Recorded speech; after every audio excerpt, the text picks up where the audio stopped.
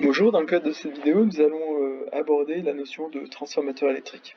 Alors pour cela, nous allons considérer le système suivant, composé de deux solénoïdes coaxiaux, donc qui partagent le même axe de révolution.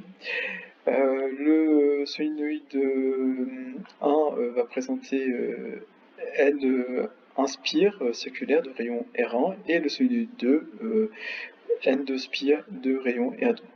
Alors, le solénoïde 1 sera représenté en rouge, le 2 en bleu. On suppose que le solénoïde 2 est plus petit que le solénoïde 1, donc c'est-à-dire que R2 est inférieur à R1. Le solénoïde 1 va être parcouru par un courant I1 variable.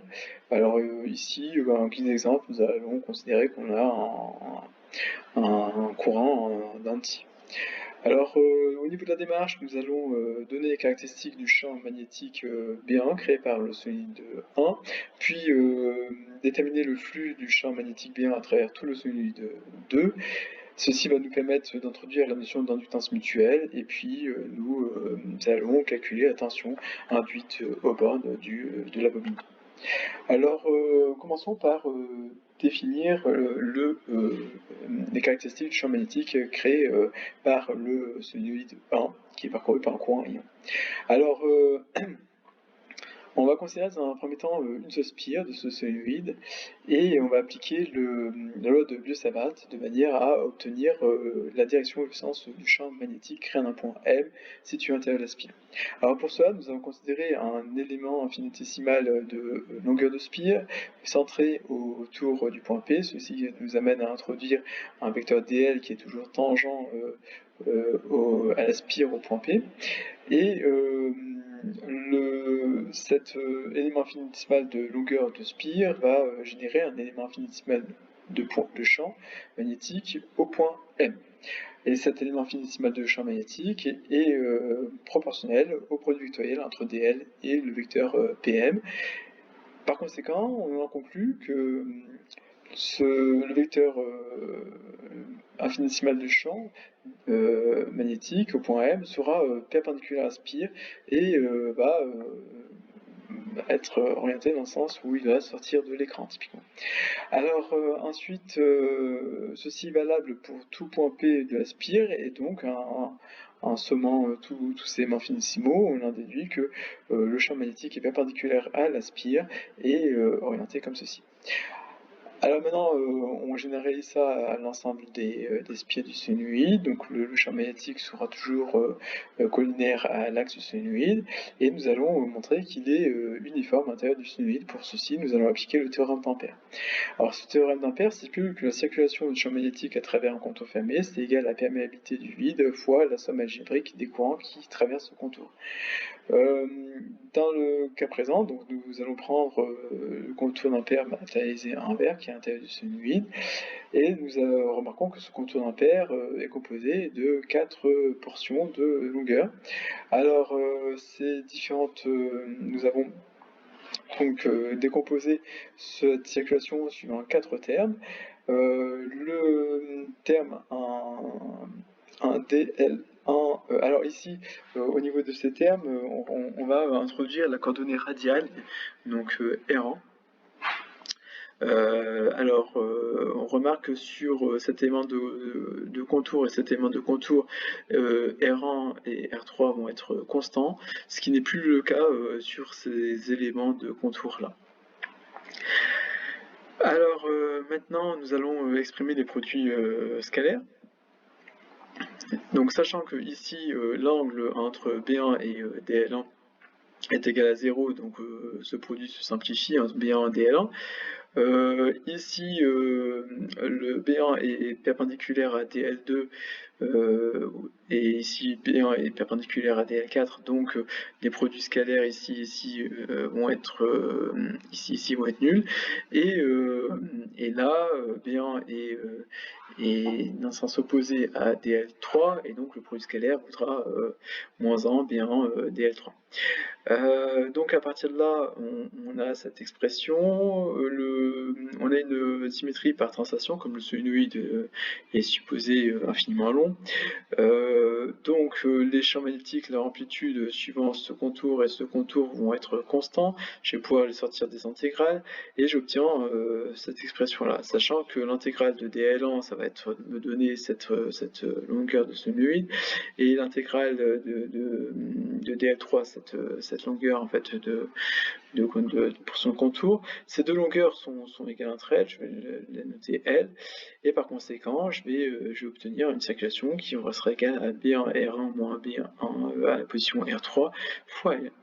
Il n'y a pas de courant qui traverse la surface définie par le contour d'un paire, donc cette grandeur doit être égale à 0, ce qui signifie que B1 à la position R1 sera égal à B1 à la position R3, et donc le champ à l'intérieur du solénoïde est constant. Maintenant, nous allons trouver l'expression de l'amplitude de ce champ. Alors, nous avions vu dans une vidéo précédente que le champ à l'extérieur était négligeable, donc on va supposer nul. Et donc, du coup, nous allons reprendre en fait un nouveau contour d'impair ici, qui coupe notre solénoïde. Nous allons donc pouvoir décomposer notre circulation en quatre termes, tout comme précédemment, on remarque que seul le premier terme est non nul, tout simplement parce que le terme un dl3 est nul puisque le champ à l'extérieur est nul, et le terme un dl2 et dl4 est nul puisque le champ est soit perpendiculaire au vecteur dl2, soit le champ est nul à l'extérieur du solénoïde. Alors, comme ici, B1 est collinaire à DL1, je vais pouvoir enlever les vecteurs d'un produit scalaire, et le champ B1 est constant sur tout cette portion contour, donc je vais pouvoir le sortir de l'intégrale. Donc il ne me reste plus que B1 fois la longueur du solénoïde, et sachant que ici je vais avoir autant de courants qui traversent le contour d'impair que de spires, donc je vais avoir mu0 fois N1 fois I1, qui sera égal à B1 fois la longueur du solénoïde. Donc B1, on va pouvoir donc déterminer son expression. Et donc cette expression avait déjà été obtenue dans le cadre d'une vidéo précédente. Alors nous avions vu également dans le cadre de cette vidéo que la tension au bord du solénoïde est égale à la variation de flux du champ magnétique à travers ce solénoïde divisé par rapport au temps. Le flux du champ magnétique à travers ce solénoïde, ça va être égal au nombre de spires fois le flux à travers une spire. Ce flux à travers une spire, ça sera égal à B1 intégrale de ds, ds1. Donc ds1 est un vecteur infinitésimal de surface d'une spire. Sachant que B1 est constant, donc je vais pouvoir le sortir sur toute la spire, je vais pouvoir sortir de l'intégrale, et donc il va me rester intégrale double de ds1, ce qui va me donner la surface de la spire. Donc je remarque que ce flux du champ magnétique créé par le solénoïde 1 à travers lui-même est proportionnel au courant I1, et donc le coefficient de proportionnalité, c'est tout simplement l'auto-inductance, donc la self-inductance. Si je remplace phi1 par son expression, donc je vais obtenir du L dI1 sur dt, et avec L qui est donné par sa grandeur.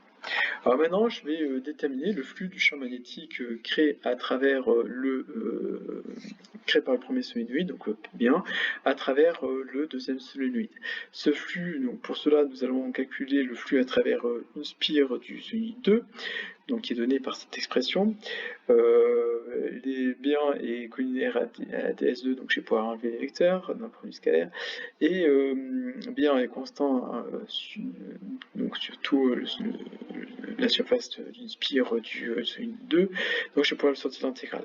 Et donc il ne me reste plus que B1 fois intégrale double de ds2, sachant que cette intégrale double, c'est tout simplement la surface d'une spire du solénoïde 2, qui est égal à pi R2 au carré. Alors maintenant, pour calculer le flux du champ magnétique B1 à travers tout le solenoïde 2, il faut tout simplement multiplier ce flux ici par le nombre de spires N2, et donc j'obtiens cette expression ici, sachant que donc finalement je remarque que ce flux est proportionnel au courant qui traverse le premier solenoïde, et donc ce coefficient de proportionnalité sera nommé l'inductance mutuelle. Son expression est donnée par ceci. Donc pour conclure sur ce transparent, si on utilise le théorème de Faraday, une tension va être générée aux bornes du solenoïde 2, et cette tension sera égale à la dérivée du flux du champ magnétique créé par le solenoïde 1 à travers le solenoïde 2 par rapport au temps. Et donc si je remplace donc phi12 par son expression mi, donc j'obtiens en fait l'expression de la tension qui est induite justement par le champ créé par le solenoïde 1. Alors maintenant, si nous revenons à notre exemple, donc nous avons notre courant qui circule dans le solenoïde 1 qui a cette forme là. Donc nous allons pouvoir définir son expression suivant entre 0 et t sur 2. Donc ici c'est tout simplement en fait l'expression d'une droite, il suffit de calculer le coefficient directeur et puis leur donner l'origine, de même que pour l'expression entre t sur 2 et t. Alors pour pouvoir déterminer la tension qui est générée non pas à l'intérieur du solenoïde, au bord du solenoïde 1, mais au bord du solenoïde 2, nous allons utiliser l'expression que nous avons établie précédemment, et donc sachant que U2 est proportionnel à la dérivée du courant qui circule à l'intérieur du solenoïde 1 par rapport au temps, et donc ici ça nous donne directement les coefficients directeurs. Donc ici, nous pouvons en conclure que la tension est générée au point du solenoïde 2, et une tension qui a une forme créneau, typiquement. Et donc nous allons pouvoir nous avons pu déterminer les valeurs en fait des états hauts et des états bas. Alors pour conclure, donc nous avons déterminé l'expression de la tension qui est générée aux bornes du solenoïde 1, qui est égal à L dI1 sur dt, sachant que I1 c'est le courant qui circule dans le solenoïde 1, et L la self-inductance en fait du solenoïde 1. Donc maintenant, cette variation de courant qui circule dans le solenoïde 1 génère une variation de flux magnétique à travers le solenoïde 2, et cette variation de flux va provoquer l'apparition d'une tension au bord du solenoïde 2 qui est donnée par cette expression avec M, l'inductance mutuelle entre les deux solenoïdes. Alors maintenant, on va pouvoir prendre le rapport entre U1 et U2, et ce rapport sera directement égal au rapport de M sur L. Et si les rayons sont égaux, ce rapport est donné par le rapport du nombre de spires du solenoïde 2 et le nombre de spires du solenoïde 1. Et donc, grâce à ça, on va pouvoir diminuer la tension, en fait, faire une diminution, une réduction de tension, une augmentation de tension en fait grâce à ce double bobinage. Le premier bobinage est appelé le primaire et le deuxième le secondaire. Et donc ceci est une relation qui est très connue dans le cadre des transformateurs.